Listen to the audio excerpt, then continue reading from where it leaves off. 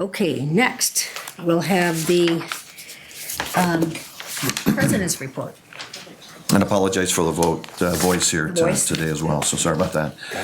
Nebraska City 1 remained in service for the entire month of December. I'm kind of reporting back on December here.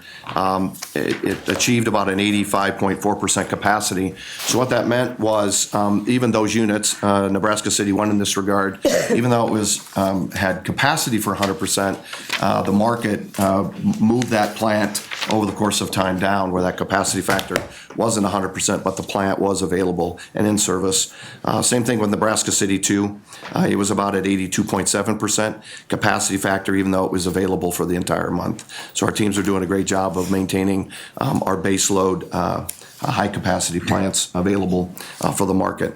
The Nebraska City staff did complete 2015 without a DART accident. That's pretty significant with the number of people, the work they did on the router and other activity that was going on at Nebraska City as well. So great work by that team. For the month of December, renewable energy contributed to 17% of OPPD's retail energy sales.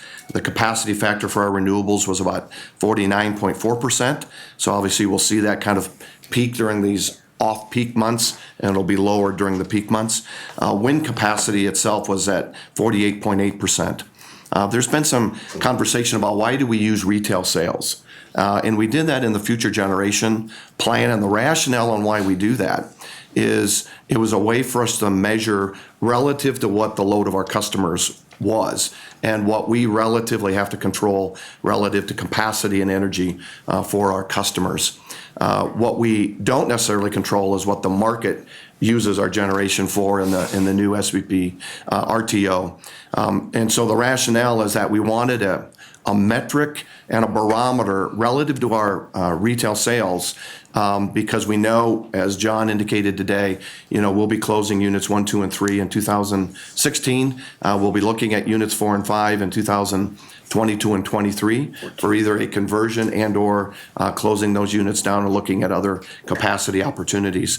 So that's the reason why we plan on remaining with our focus on retail sales because as you get to, even if you look at North Omaha and convert it to natural gas units 4 and 5, we're looking at relatively low capacity factors, 5 to 7%.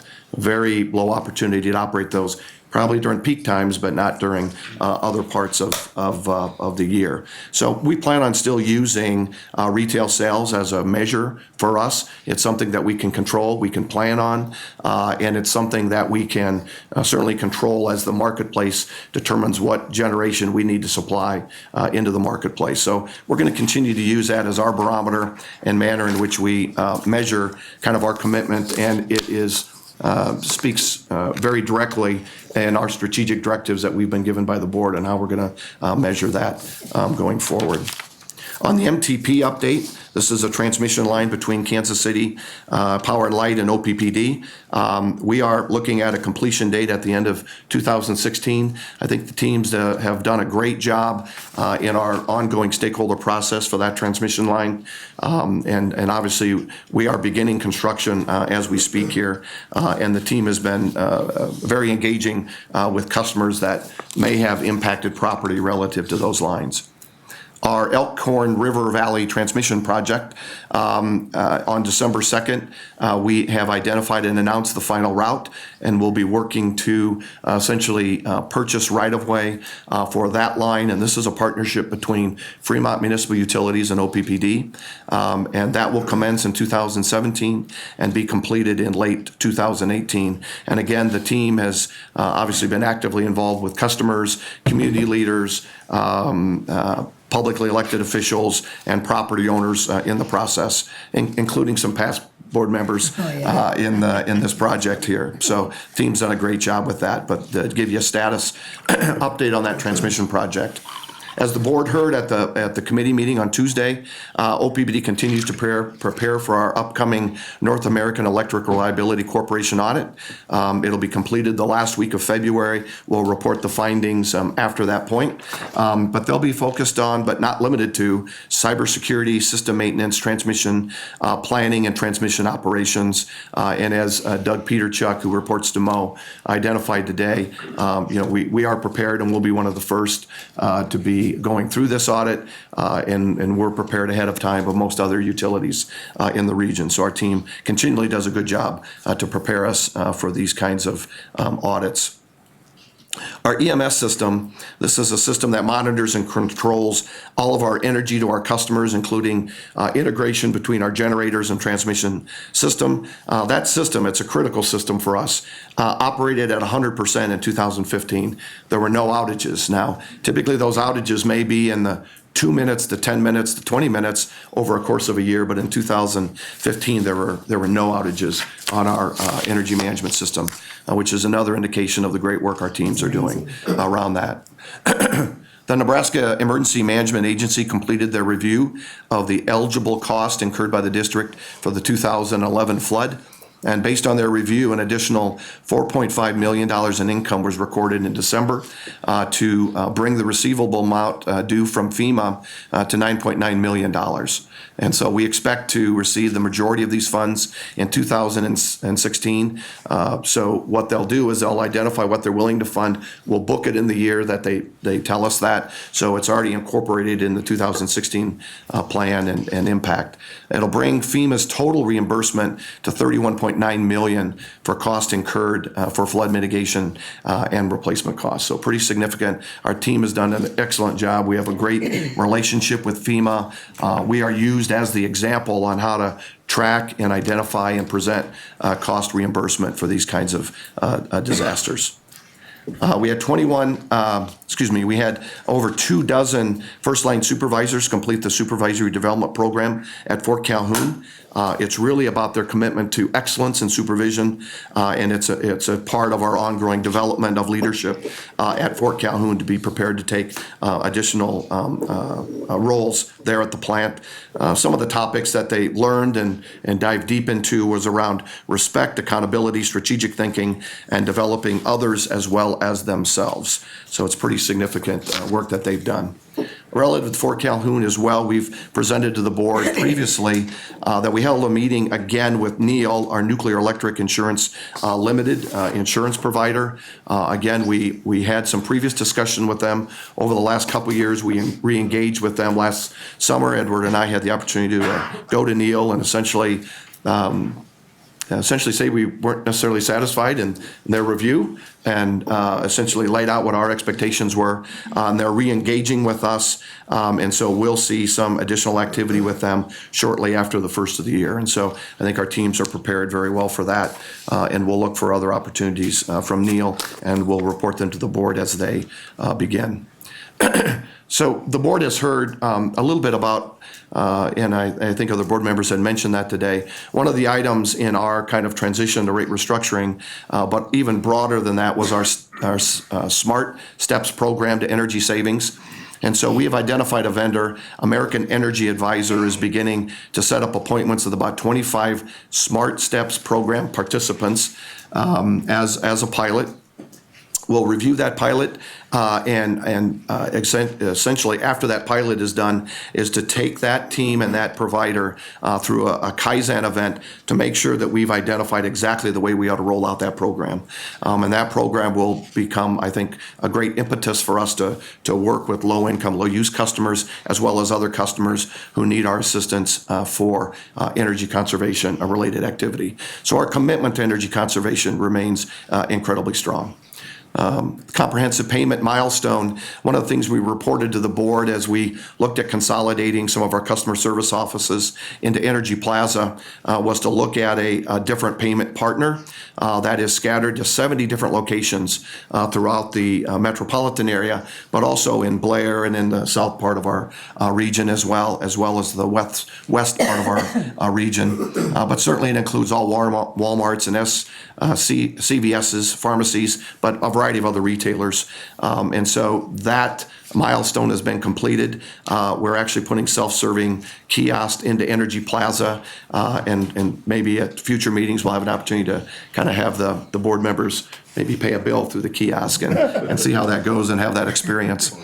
So that has gone very well, and we'll report back on how well that implementation has gone in the near future. One of our employees, Lori Zagurski, through our OPPD's Women Network, achieved the Women of Achievement Award this past year. And Lori has just done a number of different things. She represented us a couple years ago as a loaned executive through the United Way. And what the United Way says, we'll take any OPPD employee to be an executive because they do such a great job. And Lori was one of those. This year we had Angela Siebert from the HR group who participated. Again, outstanding work. But one of the nominators said Lori's not afraid to tackle any challenge and does so with a positive attitude and boundless work ethic, always thinking about what's best for the customer and the company. And it's just a recognition for Lori. She's been with the company for 16 years in our product marketing department. And so she just does exceptional work in that regard. Kind of tied to the United Way, our campaign ended, and the OPPD employees contributed about $284,000 to the campaign. Our goal was a little bit higher than that, but obviously we were going through a variety of transitions at the time. But again, great commitment, and we're certainly leaders in the community. Mr. Jim Foley essentially led that project for us as one of our division managers. Kind of also tied to that, a little bit about our employees. We had 65 OPD employees and retirees serve as gold buddies to the OPS elementary school students. What they do is they work on reading, math, life skills, and they do just an exceptional job. And OPPD has been recognized both at the state level and with the mentoring partnership level for the great work that they do. And again, we're held in high esteems by Partnership for Kids as well as the Midlands Mentoring Partnership for the great work our employees do. So just another great example. And I'm going to brag a little bit about our OPPD employees here, but also we're one of the leaders in filling the Toys for Tots for the Marine Corps reserves. And so we had our Nebraska City Station essentially provide 4 boxes, Papillion 4 boxes. Omaha Center was 3 boxes. These are large moving boxes and a bicycle. And our Elkhorn Center did 3 boxes. And these are all employees. These are not corporate support at all for those, except to allow our employees to engage around those. And so it's just a great tradition. We're one of the strongest companies to support Toys for Tots, but it's a great way that our employees continually commit back to the community. We had Class 6 of OPPD's Career Connections completed, launched on December 2nd. We have 42 employees participating in our mentoring program. Many of the executives are involved with mentor or proteges across the organization. We have actually, based on the last 6 years, we have over 400 participants in the organization that have participated in this internal mentoring campaign. And the 3rd annual Day of Remembrance was held at our North Omaha station on December 18th. The special ceremony honors the memories of 18 employees who died in the line of duty since 1946 at OPPD. It's a district-wide moment of silence. We actually had a couple other utilities that was part of the they wanted to see what we did and how we do that, thinking to do that in their organizations. But it was a great opportunity for us to, across the district, take a moment of silence on behalf of these 18 employees and their families. And we did that on December 18th.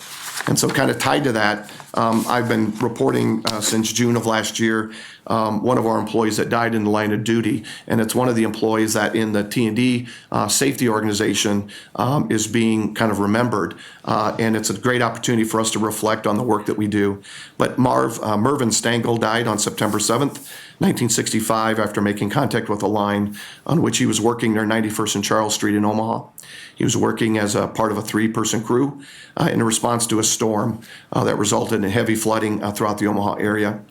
Casey, as he was known, was 34 years old, had 11 years total with OPPD at the time of his death. Prior to coming to OPPD, he was a U.S. Marine Corps veteran and served in the Korean War. He was survived by his wife Rita, his daughter Mary Beth, and his sons Wayne, Stephen, and Timothy. And just to note, Wayne he's also a retiree of OPPD and was a supervisor in our Elkhorn Center before he retired, and also was a lineman, excuse me, and a troubleshooter during his career. So a great family commitment to that. And then most recently in today's paper, again, it's another, I think, tribute to the OPPD and our focus on customer satisfaction. We are identified as the #1 utility in the Midwest region from our business customers for satisfaction. And I didn't report this last month because we didn't have a meeting, but we were also identified by Market Strategies as the #1 trusted utility again. And I think that speaks highly to the OPPD employees, the board of directors, and kind of our commitment to make sure that we communicate well with our customers. So with that, that is our utility report. Okay.